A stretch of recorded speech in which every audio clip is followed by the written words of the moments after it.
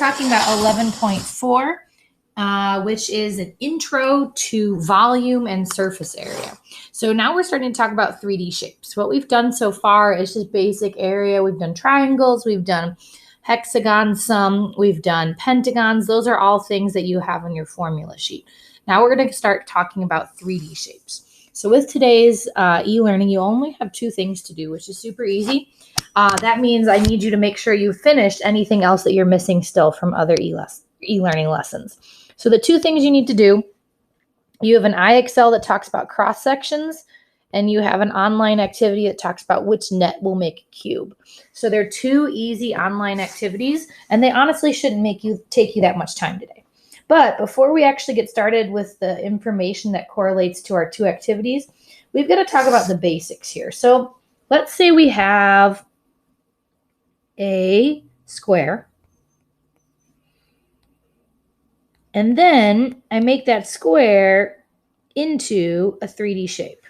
So we're looking at something kind of like this here, and my drawing is, of course, off a little bit. Let me make it a little bit better. We're looking at something like this. So here's what we're talking about today. We're going into the 3D shapes.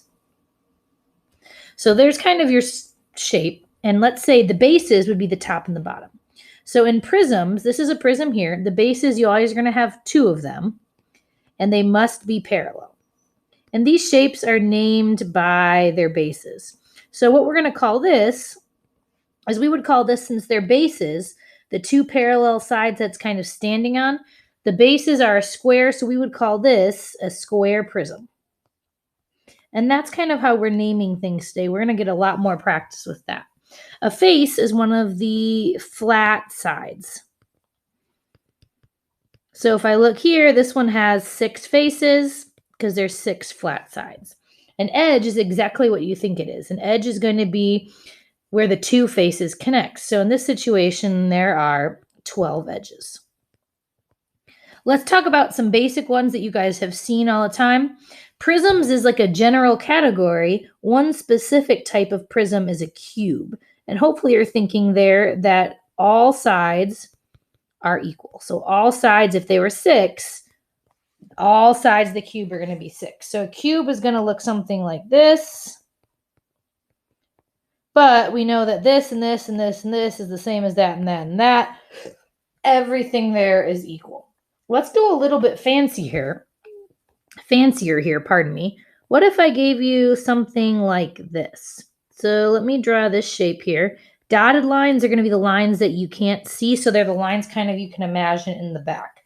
So let's say I gave you this shape, and remember, bases have to be parallel. So if you're looking at it, it's the two triangles here that are parallel to each other. So here we would say our bases are a triangle. How many faces do we have? It looks like if I count the 3 sides, that's 3. Then I have 2 bases. It looks like I have 5 faces. And then edges, are you okay that I'd have 9? 3 basically for each side and each triangle. So 9 edges. If we were to name this, we want to name it by the bases. So we'd call it a triangular prism, because the bases are triangles. Prism just means it has 2 bases and they're parallel. So that's our first category. If we want to go back, we can kind of add it in. A prism has to have 2 bases that are parallel. Okay, let's talk about our next category, which is pyramids and cones. They all go together. Pyramids and cones have to have 1 base. So they have 1 base only. But again, they're still named by their base. So if I were to give you this, the base is a circle. We know that's going to be a cone. What if I were to give you something like this? My base is a triangle now. What if I were to give you something more like this? Can you see how now that would be a triangular pyramid?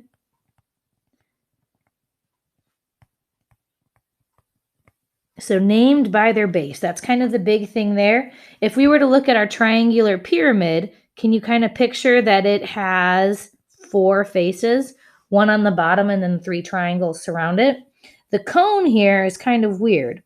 The cone actually is only going to have 2 faces, but that curved one is up for judgment. Some people will call it a face. Some people not because it's not flat. I'm going to call it 2 though. Spheres are easy. You're just going to have something like this. So you have basically, think of a basketball. The dotted lines are kind of showing the 3D, and then there would be my radius. All spheres are similar just because they're based on the same shape there. So we've got prisms, pyramids, and spheres. And just think also, just to add in here, a cylinder is also a prism. It's just that the bases are 2 circles. So a cylinder is also a prism. It's just that the bases are 2 circles. So let's kind of work our way down here. This is what your IXL on. So your IXL right now is talking about the cross section of 3D shapes. And what that means is if I were to take this cone and cut out this shape right here, so cut out a piece of paper through that level, can you kind of see that the cross section would be a circle? So if I were to cut that out right through there, this is going to make a circle right through there. So if I were to cut that line, if I were to take that line out, it'd be a circle when I get it. That's your IXL tonight. I will be honest, concept-wise, it's easy, but don't feel bad if it's hard for you to visualize this stuff because it's a skill that some people are really good at naturally and some people aren't. So it's okay if you have to struggle. Like this, for me, I spend a lot of time thinking about it in my head before I can get an answer. It does not come to me easily. So that's your IXL.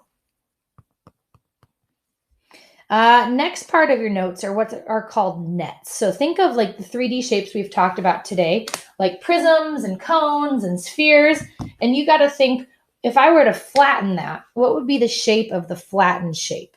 So if we're looking at that, can you kind of imagine that if I took this and I wrapped it all up, that it would be that triangular prism that we started with in the example above?